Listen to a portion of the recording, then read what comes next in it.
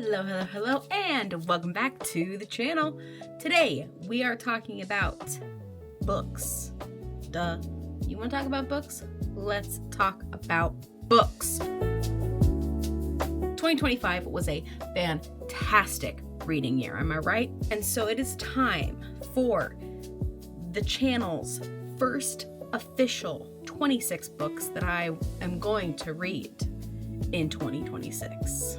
Grab your Alani, grab your little bevy, because we are about to dig in to all kinds of goodness. I do like last year's Winter Wonderland better, but this one's really good. All right, I know everybody does these videos a little bit different, so here's how I'm going to do mine. 26, last year I read like 110 books in 2025, so I know that we're gonna get to at least 26 books. That's a pretty safe assumption. And so these 26 books, the 26 that I want to read in 2026, are going to be books that are not part of a series that I have already started.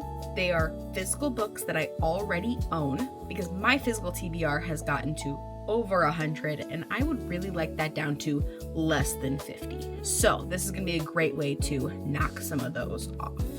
I have some backlog books that I have had for far too long, and I have some new releases. That's no problem.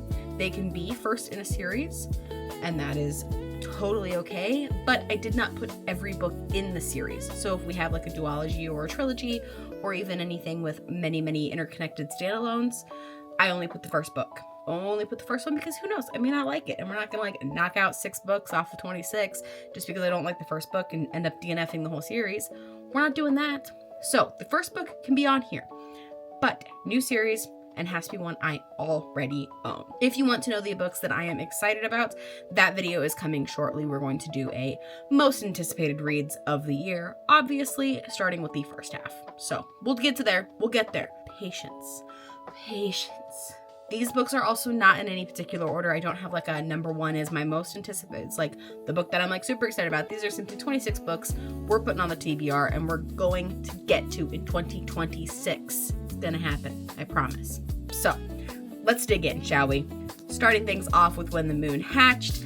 This is like, I just know that this is one of those books that if I don't get to it soon, it will sit on my TBR for far too long because I'm gonna get like a little bit like, I don't know if I want to. It's gonna get too intimidating too quick, so I want to just knock it off right away. And the second book comes out this year in 2026, so like, why not? Let's just get it done, get it knocked out of the way. Phantasma, this is another one that like I'm in the Caraval series, and I've heard that this is the adult version of that.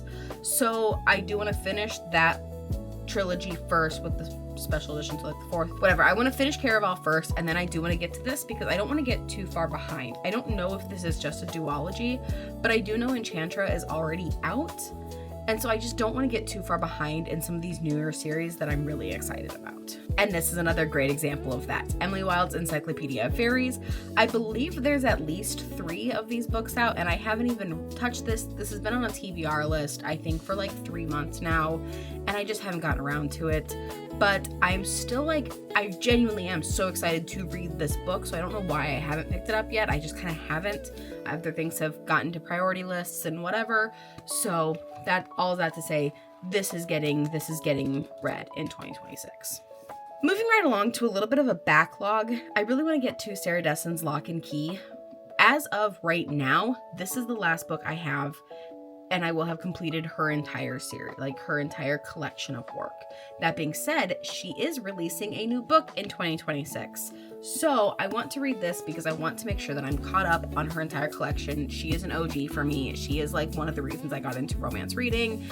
And like, I just feel like this is like, it's gone on for far too long. So we're gonna get to this because I want to read her other one, and I just don't want them sitting around. So because I am absolutely determined to finish Caraval soon, I also want to get through then the next trilogy, the Once Upon a Broken Heart trilogy, and get through those. So book 1, going on the 26, going on the official list. Speaking of authors with a backlog that I just want to complete, I need to get to my trilogy from the Friend Zone, Abby Jimenez. I would like to get to this, honestly, before March when The Night We Met comes out. That feels a little unrealistic. We'll kind of see how some things stack up in the new year. but this is going to be like first half of the year. Absolutely has to be. One of my goals is to read more fantasy in 2026 because like I told myself I was going to, so I bought a whole bunch of fantasy books. Romantasy, kind of the same thing for me. I bought a whole bunch of them towards the end of the year. So now we need to actually get to them. One of those being Arcane Academy. This is the card magic, and that is so intriguing to me. This is also like the edition that I thought was just absolutely like, I'm so glad that this came as one of my special editions because this was the one that I enjoyed the most. That was just stunning. And so I'm still so intrigued by this. I'm going to get to it 100%. This is not sitting for another year. That's the sad part about doing this is you pick out these books and then you look at your other ones and you're like, what? So they're just going to sit there for another year? I don't want to do that to any of my books. You would think I would learn my lesson with Atmosphere because that book was so good and I let it sit for almost the entirety of 2025. I guess it came out in June. It's like half the year. Regardless, it sat for far too long for as good of a book as it was. Another big goal of mine is to not only read the backlog, but also keep up on my book of the month. I have really loved getting my book of the month and it being, yes, I can still get the romance, yes, I can still get the fantasy, like whatever, but also I plan to get a few more like contemporary books and some things out of my comfort zone, and this is a great way to kind of dabble in that. So Heartbreak Hotel was one that I was super excited about. It's just a cozy like romance, I believe, but I'm very excited to get to it, and it's part of my keeping up with my book of the month purchases.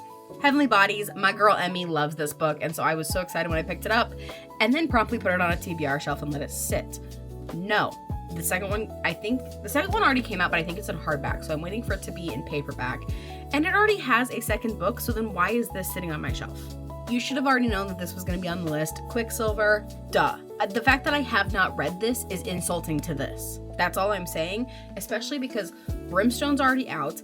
I've heard she's bringing the third one out, like releasing the third one this year as well already. So I'm not going to be 3 books behind on a series that I know I'm going to love. So no, we're not waiting. We're not putting this off. Getting to this in 2026. Easy, hands down, duh. The Night and the Moth, another like feels like should be an obvious choice. This has been on a TBR now for a couple months and I just haven't gotten around to it, which is just hurts me. Gonna get to this because I also just want to get to this again before the second one comes out. 2026 is the year that not only do I finish the series that I have started, but I stay caught up on the series that I'm excited about. So this one, I don't know if it's a duology or a series. I think I've heard that this one's just a duology. But regardless, like this is the year that like all of these books have so many good second books from what I have heard that I just don't want to let them sit around. We're not going to let it sit around. We're going to read it so we can be excited for the second one and be ready for it. And speaking of sitting on a TBR for too long, it is The Nightingale. We're going to get to it in January. It's on the TBR. You guys know it's already there. We're going to get to it. I'm just scared. That's all there is to it. It does also play well into one of my other goals, which is to simply like read more genres, expand my horizons a little bit.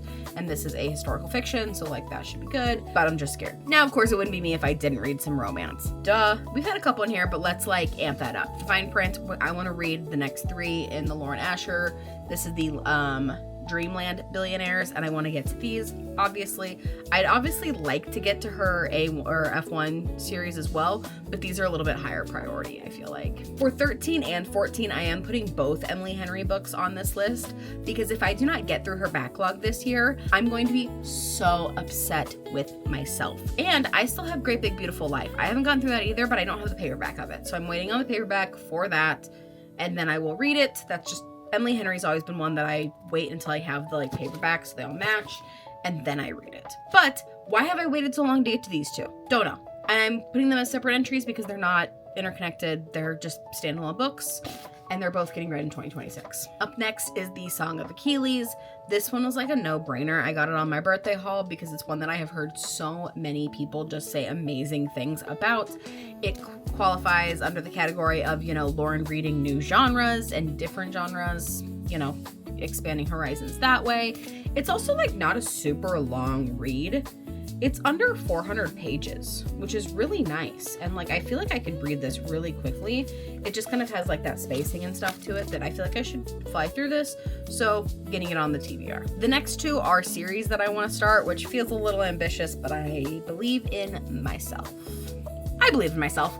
First off being Lightlark, Alex Astor.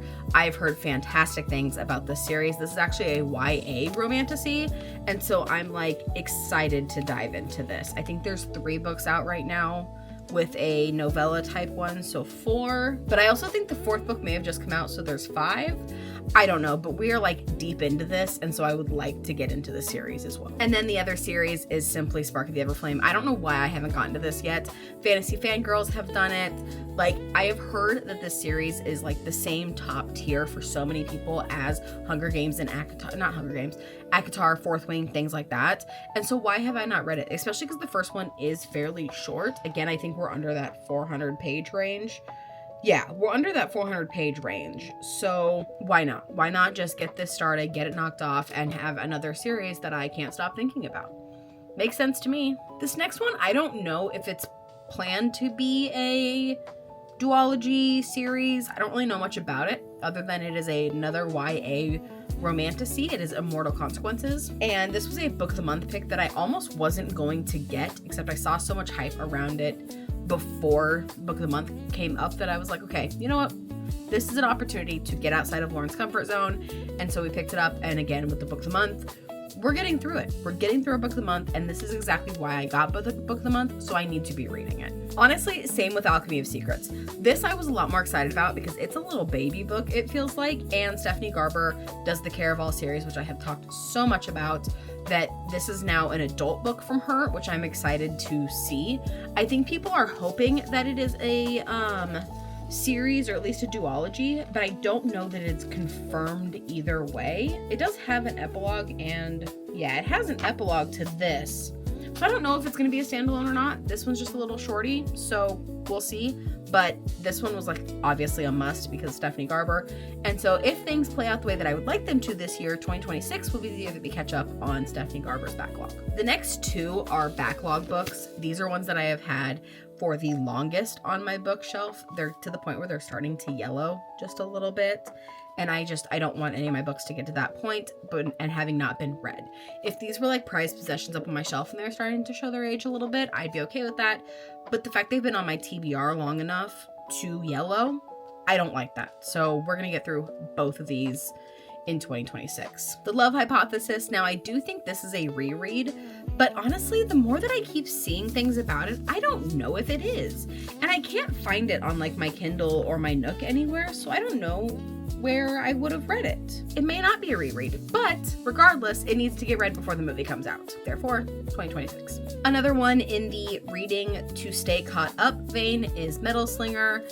Book 2 comes out this year, and I've heard that the cliffhanger this ends on is just atrocious and like in a good way, like overwhelmingly wonderful, tear your heart out kind of thing. So I do want to stay caught up on this. I might, however, wait until the second book comes out and then just read them together. It feels a little bit safer.